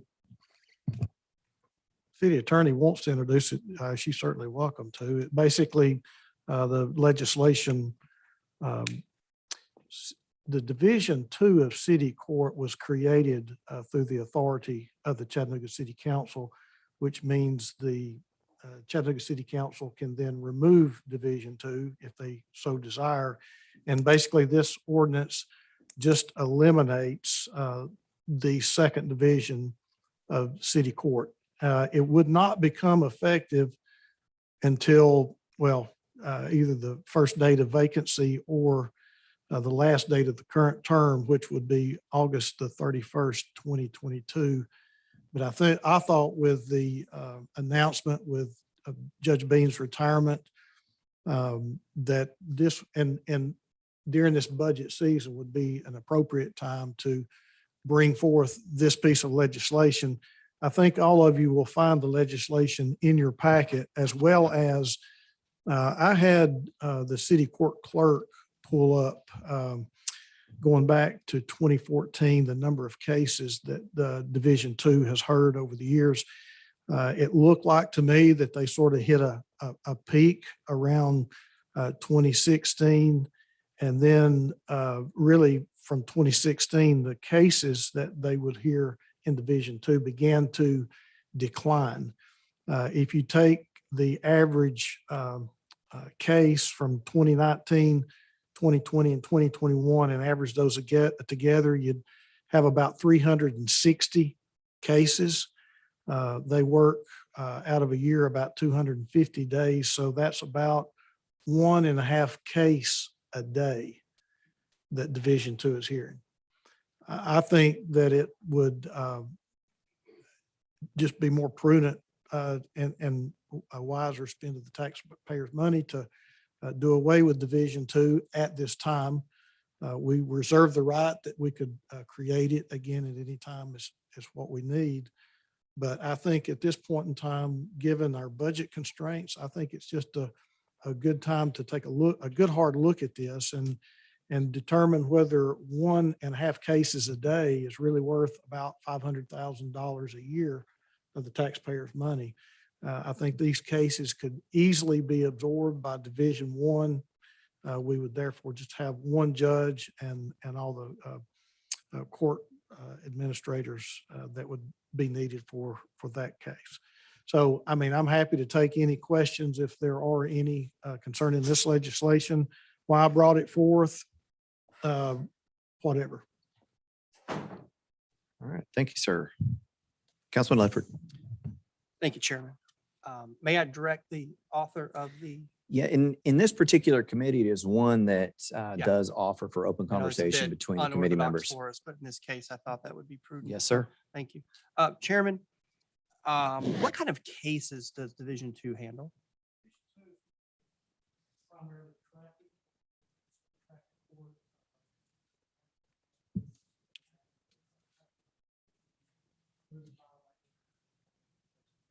Okay, and you may have answered my second question, which is who would handle them if Division II was not? You said it would go to Division I. Division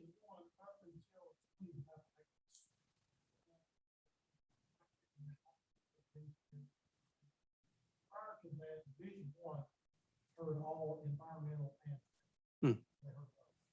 And I think at some point, Judge Williams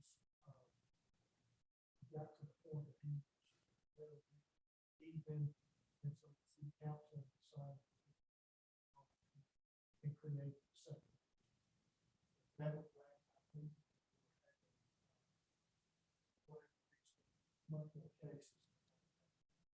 very good. Do you think, this is purely opinion, that we would be okay with one judge to handle these cases? Are the judges overworked? And given the numbers, I appreciate you providing them because it kind of paints a picture for me.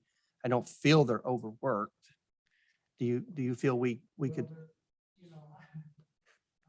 And that's just my opinion. It means nothing other than my opinion.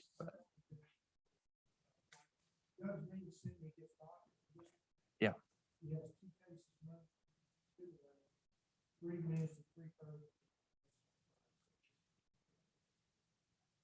And this is costing taxpayers, you said, roughly $500,000.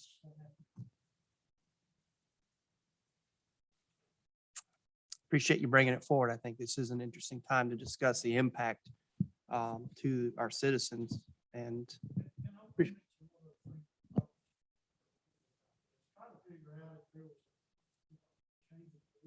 policy.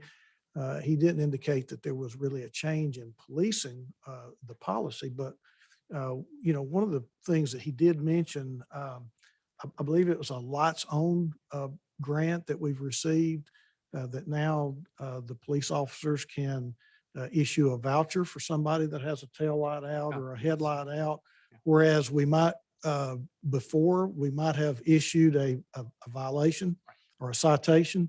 We're now handing these individuals a voucher to help them get their problem fixed. And many times it's it's low income individuals that this is affecting many times anyway, So we're part of the solution, not the problem.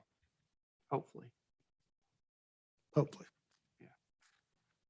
Chairman, that's all I have. I appreciate the, Yeah, Councilman. Thank you. bringing this forward for consideration. All right, thank you, sir. Councilwoman Coonrod. Thank you, Chair. I disagree with the legislation. Why? Like, we look at it at the docket and we're presenting it as if it's just something minor. But when I look at it and he represents our evening court, it shows that people who work need to have access to be able to come to court to defend themselves about if they're they got a code violation, a traffic ticket, they may debate if it's warranted or not. Also, what I've heard over the past years consistently is how there's not a need for our courthouse, and even at city court and for Division 2, there's no need. And then the language that we're using is that it's not necessary. It's very necessary, especially when we're talking about the disparities of our criminal justice system. And when we're talking about reform measures that our city mayor is currently involved in heavily and want to see those changes along with other entities, government entities, in particular our governor. We should be aligning our work with the mission of our governor to not criminalize certain things, such as when we're talking about mental health court could be under our city court. When we're talking about drug addiction, so our drug court can most certainly be up under our drug courts. When we're talking about minor citations, the things that send brown and Black people to jail, such as minor amounts of marijuana, somebody getting caught with a joint, that can be most definitely sent as a citation to city court, along with other minor things that our police department can clearly identify as of now to send them to city court. However, just by checking the little box on the paper, we're gonna give you a citation, but yet they check the box to send them to General Sessions Court. We pay for our courthouse, it pays for itself. Not to mention that we also can capture the funds that we send over $100,000 to our Sessions Court division, when we can be keeping that in-house in our city court. So my stance is merely for justice reform, because this is what it looks like. We're taking away equitable opportunity for access, and we keep talking about that. We want to give people access and the opportunity, and not having access to this city court is going to affect our brown and Black people. Sending them over to General Sessions Court, where they also have the jurisdiction to place them in jail. City court, that would afford them not to be in jail. Then we can tackle the root cause of the issues and address it holistically without sending them to jail, without criminalizing their issues. And none of that has been discussed on this council. The legislation that I talked about earlier that we'll make sure that we'll give it to you is also reducing the pay. They're working 12 hours a week at $180,000. There's no reason for them to make that amount of money. And especially if they don't have the jurisdiction to do that, to do those kind of things. And secondly, that we just, we're going back in time when we've consistently talked about, even with our mayor and our administration, constantly keep championing the fight about equity, diversity, inclusion. Well, if we're not about that, we need to stop using that language. We've got to, because we constantly introduce things such as this. And I do understand your point of view, Chairman Henderson, as to why that you introduced it. But if we aren't educated about all the facts, and we already got the mindset that something isn't necessary, based on what Judge Patty came in and presented to us, her position is saying what she told us, we don't have to repeat it. It makes you think that the city court isn't even worthy of being in existence. But we're hearing this from a white privileged woman who's overseeing and making the decisions about the brown and Black people who frequent her courtroom. So I know the council is gonna decide what you guys feel is necessary. But from my standpoint, as a Black woman, as an advocate for criminal justice reform, an advocate of justice reform, as a strong supporter of what our mission and vision of our governor is. And it's time that we align with that same thing when it comes to reform. Thank you. Thank you, ma'am. Councilwoman Burrs.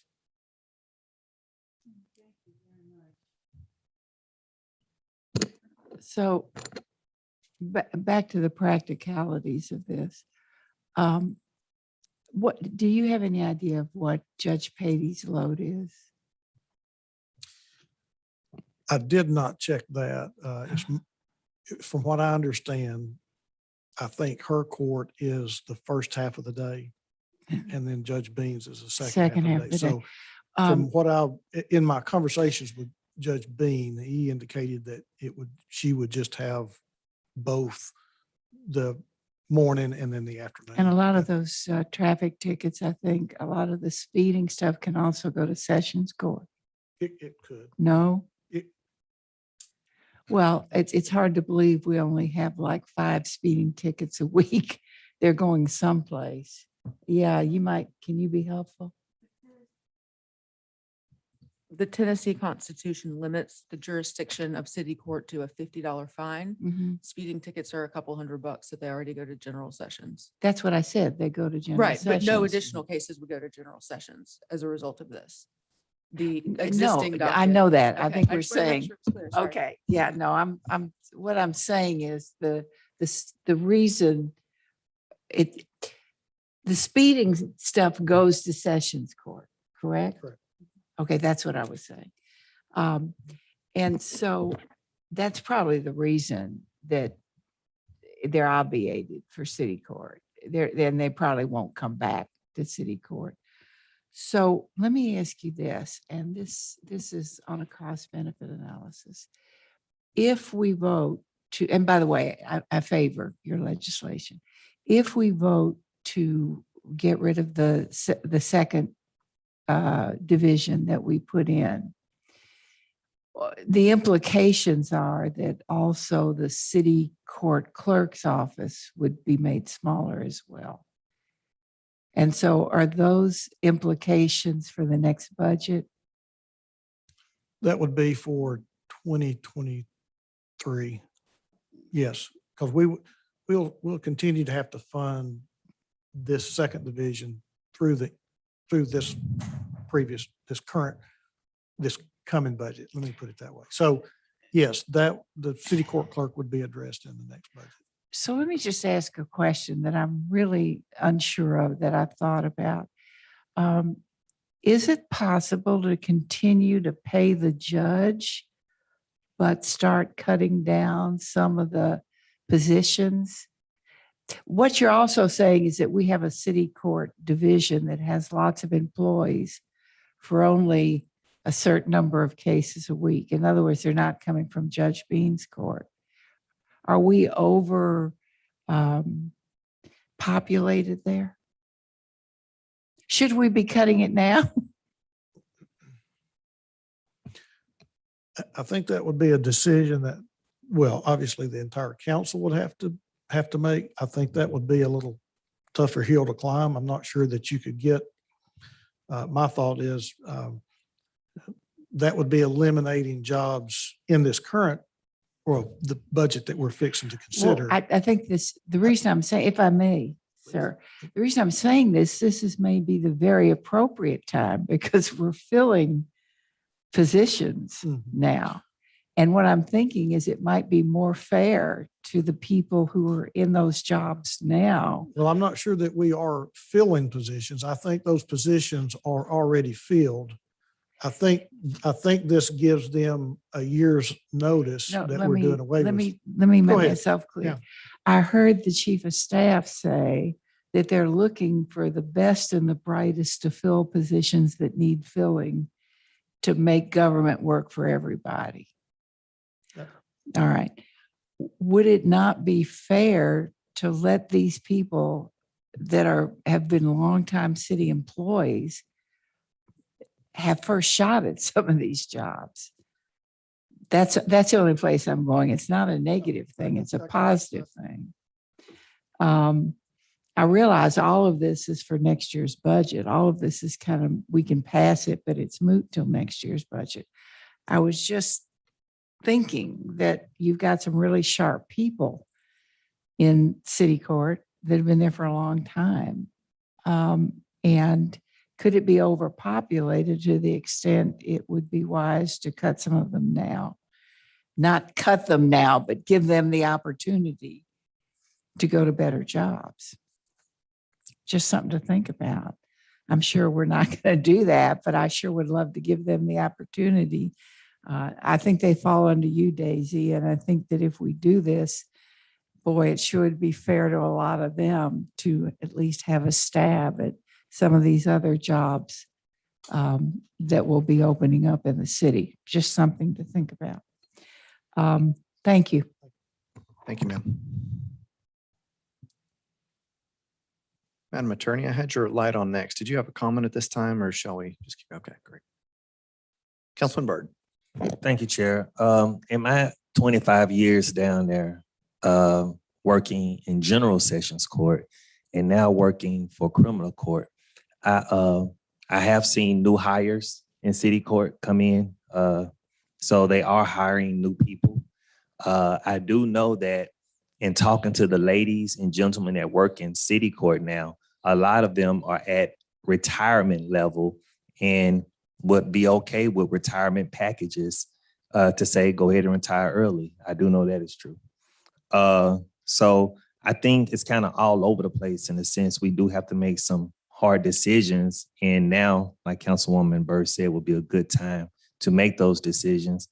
I do see in city court where it is a very, very small and short docket to where no one is going up there. Today, I saw where we had an open container law that was sent to city court. And that amazed me. So to Councilwoman Coonrod's point, in general sessions court, if I have had a ticket before or some type of incident before, and now I'm back up there for an open container law, I can get 1129. Not saying that will happen, public work days or some sort of that through general sessions court. But I seen where we had an open container law in city court and that person got a fine and was able to leave and go home. So I also would like to hear from our city attorney, probably not today, because I know this probably catch you off guard as we continue to discuss this legislation, if there's going to be more discussion, Chip, to see, whereas we talk about possession of marijuana. And I know at the state level, and we are trumped a lot of times by that. But if you're caught with, say, a joint or something less than half an ounce of marijuana, that you go to city court, and that can be something handled in that court to the tune of decriminalizing marijuana in a sense, to whereas you go to city county court, you get a $250 fine plus court costs. So that would be something good to talk about since this is the legislative body when it comes to Chattanooga. The other thing is, I noticed with our officers, we have no police officers here at the time, but in my time, I see where officers do have the ability to take a traffic ticket to city court or county court. And they make the decision a lot of times to go to county court instead of city court.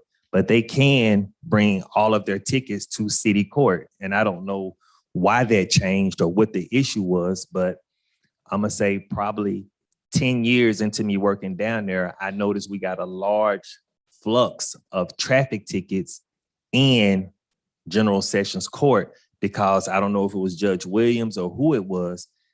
Officers just started writing tickets. City officers started writing tickets in general sessions court and stopped turning them into city court. So that's something, I don't know where that started. And I would like to get more education from the chief, from someone to explain why do officers prefer to do that than city court. The other thing is when it comes to the Judge Patey and her court officers or Judge Bean and his court officers, I don't see why in the budget, I'm not sure if it's here this time, I'm still reading through it, to where they have take-home cars, to where they have 2 court officers when, if anything breaks out at the city, those two court officers, no disrespect to the people that are there. And I think like Manny Rico and Easy. they are the court officers. Whereas if something happened, the city officers come and back them up. So why do we not have our city officers in the courtroom working with the judge, where we have our county officers in the courtroom working with our county judges? So I just think it's kind of all over the place. It needs some structure. So Ronald, Brooke, Mr. Brent, somebody, I would like to just take a deeper dive into see why we can't address some of those things. Also, that's why I feel that city court is kind of like a crutch. It's not creating the money it needs to generate, and it's not doing the job that it needs to do at this point. I think because at some point in time, somebody handicapped our city court. And I think this is more way of us moving toward that metro government, to where once we lose our court system, once we lose our wastewater system, once we lose, and I don't know how we're looking at that point. So we need to think about that and see how it looks. So I would like to have just more conversation about it. Thank you. All right, thank you, sir. Councilwoman Hill. Thank you, Chair. When I first did my research on this legislation, Mr. Henderson, it feels like an open and shut case of a way to end some government waste. Feels wasteful to have 2 half-day courts when we could have half the staff do a one-day court. I'm interested to better understand the implications of what Councilwoman Coonrod brought forth about how in some way removing one judge from a half-day court will limit access to court. And so when we talk about this further, I would love it if our city attorney could walk us through, you know, the responsibilities that are allowed for city court versus what goes to county court, so that we can all be on the same page about what we're really evaluating here.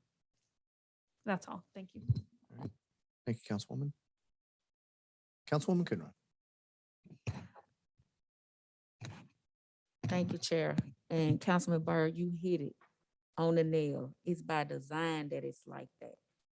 Starting by the merger of our school system, and we giving up our court and everything else. And of course, I mean, I wasn't expecting for Councilwoman Byrd to agree with me.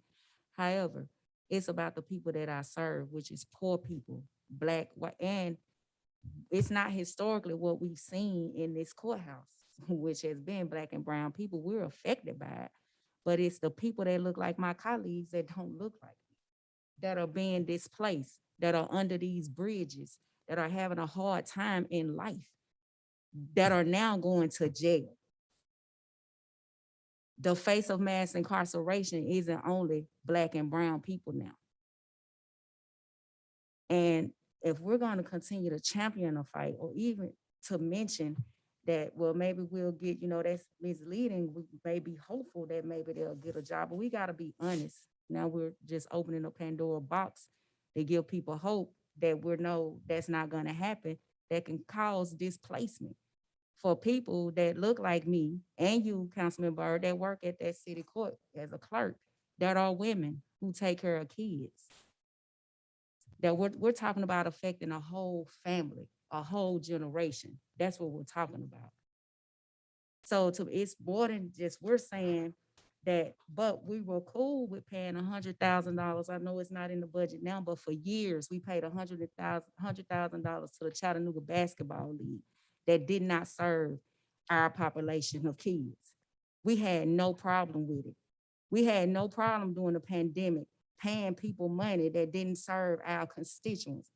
Yet we have a problem with doing what's right to serve our constituents, with keeping and maintaining our court system. I know I may not, you know, get the people to see it my way, but this is an important piece to poor people for both courts to be accessible. It's no guarantee that Patty The judge currently in the Division 1, she don't even care to serve or to even do the job. And we heard it from her lips, not in those exact words, but her actions and her word choice showed it. How do we know for certain that she's gonna want to work long extended hours from the morning shift all the way to service the night court? We don't. She don't even want to be there now. And I inserted those words for her because that's what her actions depicted. We're a body that constantly keep talking about how we want to serve people in our best way, yet the conversation has been for months as if the entire council is in agreement with this legislation passing, as if it's already been decided, which is a violation of the Sunshine Law all in together. So I'm already feeling some kind of way about that already. So we need to rethink what's important. Do we want to continue to put people in jail? Do we want to, reduce mass incarceration? Do we want to truly address the root cause of what's happening in our poor communities, poor Black communities, poor Hispanic communities, poor white communities, which in turn is affecting the white middle class? We got a serious problem in Chattanooga. No, it's not gonna fix it all, but it is a solution to help address it. We can't keep criminalizing the things that our people are suffering from, which is mental health, drug addiction. We just can't continue to do that. We can't afford it. We can't afford to keep putting bodies in jail that transition onto our streets of Chattanooga, and we're doing nothing about it. Unless we can come up with another alternative, because we just keep talking about how it's not necessary and it's no need and it's not serving us and it's not this. Well, what group of people is it not serving? The people on the mountain? What group of people are we talking about? That's what we need to be mindful for. We're concerned about the people who live in the city of Chattanooga, how we can help those individuals. If we can get the police department to start back writing citations to our city court, that's how we can help. When I go visit the courthouse, the judges, the general sessions judges and criminal court judges are complaining because they don't get to take a break. They're flooded with cases, and a lot of them are minor charges that could easily go to our city court. Now, I've asked several times for legislation to be drafted. So we talked about it because the complaint, we comically said, oh, it's just $50. But that's $50 that the population of people that's coming to this courtroom can't afford. They can't even afford bread, more or less a fine. So we need to be conscious about these things. So we can draft the legislation. We can ask the state delegation to change it if they deem so. And make sure that we're sending the things over to our city court so we can address those issues in a holistic way without criminalizing. And now that's my, y'all know I'm passionate about this thing. And I get emotional about it. I see we may not win, but it's okay. At least you heard what I had to say. This not only gonna affect Black and brown people, it's gonna affect poor white people in a worse way than y'all think, because it's more of them addicted to drugs. It's more of them battling with mental health issues. I'm concerned about all people, and this is what it's about. Thank you, Chair. All right, thank you, ma'am. Chairman Henderson. I just want to make one thing clear. Councilwoman, you talked about a violation of the Sunshine Law. Just to be very clear, I haven't spoken to any council person about this piece of legislation. So I have no idea whether it has 2 votes or 9 votes. So I want to make that very clear that, to my knowledge, there's been no violation of the Sunshine Law. I'm not certain how asking the police department to start back writing citations is beneficial to the Black and brown communities. Maybe I don't understand that point. But I think handing out a voucher to say, go get your headlight fixed, go get your tail light fixed is a much better solution. This is about a court docket that has 2 cases a day that we're spending $500,000 on that could be moved to Division 1. We're not talking about not hearing the cases. They can still write citations and send them to city court. They can still be cited to city court. We would just have 1 judge instead of 2. And we wouldn't be paying $200,000 a year for 1 judge to hear 2 cases, 2 a day. Mr. Vice Chair, if there's more discussion that needs to be had on this legislation, I'm more than happy to discuss it. But what I would, normally what we do at the end of a committee, we ask, are we ready to place this on the agenda? And if we're not ready, if there needs to be more discussion, I'm cool with that. I just want to know what those talking points are so that we can make sure that we have those talking points addressed the next time we address this situation. I don't want to just have more discussion about it. We can have discussion about it when we bring it up to vote, if that's all it is. If there's needs to be more clarity, if there needs to be some data that needs to be laid out, I'm fine with that. I'm willing to look at that next week or the week after, but I want to know specifically what information this council needs if they're not ready to put it on the agenda. Thank you, sir. All right, thank you, sir. Councilman Ledford. Thank you, Mr. Chair. I just, looking and hearing the conversation, something's kind of bothering me and I want to get it off and out in the open. Opposing legislative ideas is one thing.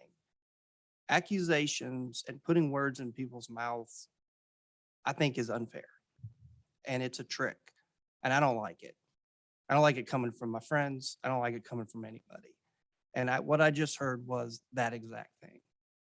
And it makes me very uncomfortable to hear this kind of language come from the dais. I mean, I heard language put into people's mouths, which makes them as if they said that. And I think that's very unfair. And it's a tactic I don't agree with, number one. Number two, we're looking at a position that does a job in this city, and we should be talking about the impact of that job. Not finding ways to write more tickets to people. I agree with you, Chairman, on that. Writing tickets, more tickets, sending our police officers to write tickets to more people in general is definitely not something I would want to promote.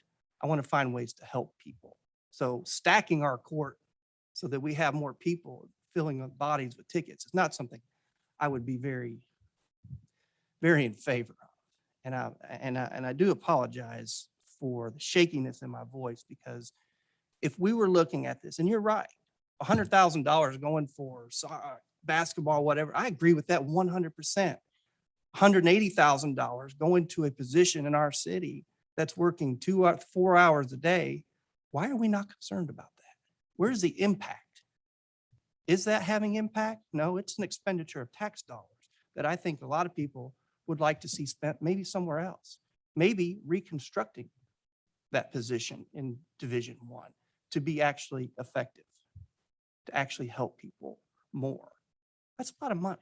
We should be looking at it for what it is. And the rest of this, I just disagree with the conversation, because I think what it's boiled down to is the job, the impact, and the effectiveness. And this is an opportunity to have some honest conversation and maybe construct a better way. And if that's what needs to happen, then that's what needs to happen. Thank you, Chairman. Thank you, sir. We're going to go around the horn again. Councilwoman Coonrod. Chair, I just want to address Councilman Henderson's question. I would like to see what's gonna happen to the people that work in city court if this was to pass? Like, what's the plan of action to make sure they still are able to work? Or would they be displaced? Would they be without a job? Or, you know, how many people are ready for retirement that actually want to take retirement? So I would like those questions addressed, please. Thank you. All right, thank you, ma'am. Councilwoman Hill. Thank you. In answer to Chairman Henderson's request for specifics, I'd like to reiterate that further discussion, I would like to have a description of the court responsibilities and all the costs related to this court, and the presentation from our city attorney. The other thing I would like, I liked the word that you used, Mr. Ledford, of reconstruct. I would like to have clarity on how this court can play a role in criminal justice reform and the legislative and process steps necessary to implement that change, so that we have an idea of what that really looks like, what it means to use this court in this way. Thank you. All right, thank you, ma'am. Councilman Byrd. Thank you, Chair. I would like to have some more education, discussion, so to say. I don't agree with stacking our courts. I do not agree with stacking our courts. We shouldn't stack our courts. But I would like to know why city officers don't write tickets to city court. Not writing more tickets, but why they choose not to put tickets in city court, why they take them to the county. I don't know why. And I've seen that. So I would like to get that explanation from the city officers. I also would like to know with the city workers, how Councilwoman Burst was explaining that if we do break it down to one court, a lot of the ladies, instead of hiring new people to come in there, if this legislation was to pass, how would the administration address those retirees that are in city court right now that can retire? How would that package look, or how would it look us transitioning them either to retirement, or would they like to go somewhere else? Because 2 court officers, take home cars, a lot of this stuff is unnecessary. So we need to trim that fat. And I would also like to see if I can get some understanding of why, just a real professional answer to why, that if a young person or older person, anyone gets pulled over or has a possession of marijuana case and is under so many grams, why can it not be a citation to city court, not arrested? So that's something I would like to know. All right. Thank you, sir. Councilwoman Burrs, let me bounce right past you really quick and get to the city attorney, who I believe can answer a question that was just asked. City court does not currently have jurisdiction to prosecute drug crimes. So we're kind of talking about 2 things. One is to close Division 2. The other that Councilwoman Hill and Councilwoman Coonrod brought up, how could city court be expanded to address more issues of criminal justice? There is a procedure for that in the Tennessee Code that can progress concurrently. You can close a division and seek concurrent jurisdiction with General Sessions Court simultaneously. It's a very long process that I'm happy to discuss now or whenever the time is right to talk about that. All right. Thank you, ma'am. Councilwoman Burrs, if you'd hit your light again, I'll come back around to you. Yes, ma'am. I think that there are some, I think we should get rid of one of the divisions. That's for sure. And I think the discussion is about what does that other division look like? And what can and what can't it do? I know that obviously it can't listen to drug crimes. Can it do traffic tickets? Yes. Let me ask a question. I kept hearing about night court. Those are the magistrates, right? There are overnight magistrates that are Right. available to sign warrants. Right. So, This is not a night court. All right, There's a and- morning and an afternoon docket. and the one judge afternoon handles docket the- isn't a night court. No. Okay. It's split by No, subject I matter. got it. There was just some misinformation put out there that wasn't quite true. And I just wanted to make sure. So I think what we should do, I think the idea about employment is terrific. I think we should find out if these folks that are there, and let's assume they're all good workers. I love Councilman Byrd's question about what, I do know that HR has always looked at ways to replace, two words, other people. So that can be done. The retirement thing, I think can be done. I'm not sure if they're at retirement time, but I think we don't throw away people. I think that's a terrific idea. Irrespective of whether I don't think one has anything to do with the other. I think we get rid of one of the divisions and then we look at the division that exists and how do we make it more rightly productive, if that makes sense. Rightly productive. So we take a really look that if we're going to have a city court by charter, which is how we have that one city court, that we take a look at how it can be the most productive for all our citizens. We've already only looked at half of that, and that's the civil part. And frankly, it's not very productive because of the $50 fine and all of those things. It could be more productive in other ways. So I think we're trying to mix too many things together. I think you want one court that's really productive to meet the needs that you all have cited. So I think there's two things. I think there's one discussion is the legislation to get rid of one of the courts. And the second one is you can still have a morning and an afternoon docket. That's what we're doing now. But it's that criminal part of the docket that we need to rethink about how can we use it to the advantage of our people. So I think maybe we need to parse things out a bit and do one and then the other. And I think at this point, they are mutually exclusive. Just my thoughts. Thank you. Thank you, ma'am. I feel like I've heard from enough council members that have additional questions that I don't know that we're ready to move this forward to the agenda.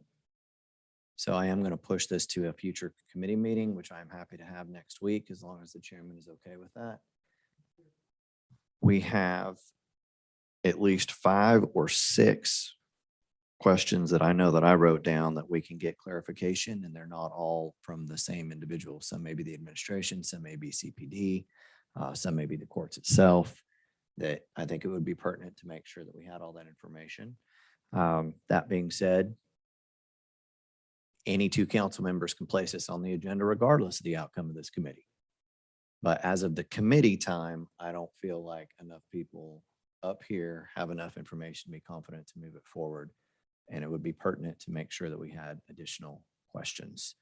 I do have a few more lights, but unless it is absolutely new to this conversation and something that has not already been discussed, I'm going to move forward. So I will give them a chance to leave the light on or take it off. But at this point, I do want something new added to this conversation if we're going to continue, because we are going to hear it again.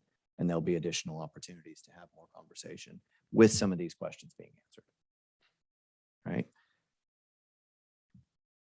I've got a light from Councilwoman Coonrod.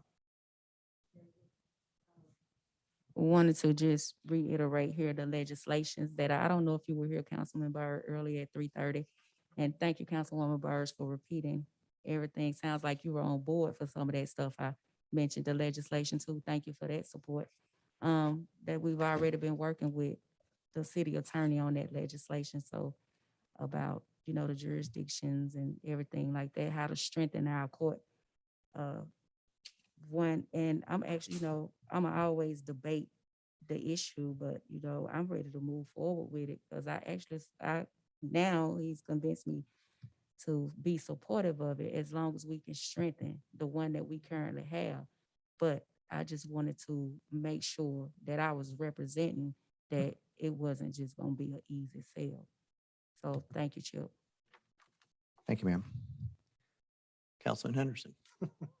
Well, I'm not sure how to respond now unless, Councilman Byrd, you had some questions and I guess it could be possible that we could, have some of those questions answered at our 3:30 agenda time as opposed to placing it in committee. But I was going to suggest that if we placed it in committee, that we give ourselves 2 weeks to line up the number of people that I think will need to answer or address some of the questions that I heard this afternoon. I think it, we could either do it in committee or at an agenda session once it's been placed on the agenda, if that makes sense. So given what Councilwoman Coonrod said, I'm open to whatever this council would like to see, if they want to see it back in committee, or if they would like to push it out and place it on maybe like a 3-week agenda so that it would give us enough time to get the people here that would need to address it at a 3:30 agenda session. All right, thank you, sir. If I am not mistaken, the questions that I wrote down came from Councilwoman Hill, Councilwoman Coonrod, and Councilman Byrd. If there's no objection, I would like to go ahead and move it to a 3-week agenda to make sure that your questions are heard. We can hear it in agenda session and not necessarily another committee. Is there anybody opposed to that? No? September 14th, sir. Is that amenable to the council? Yes, ma'am. For further discussion. That is correct. For further discussion and to make sure that we get have somebody here available to answer some of these questions. But it's on the agenda. Yes. For the 14th. All right. So be it. I see no further lights. We'll move this item to the agenda on the 14th. Councilman Henderson or Chairman Henderson, the questions, I'll make sure that you have the ones that I have. Would you mind making sure that we do have the appropriate personnel here present to answer? Fabulous. All right. With that, there is nothing further to come before this body during this session. So we will be adjourned until 6.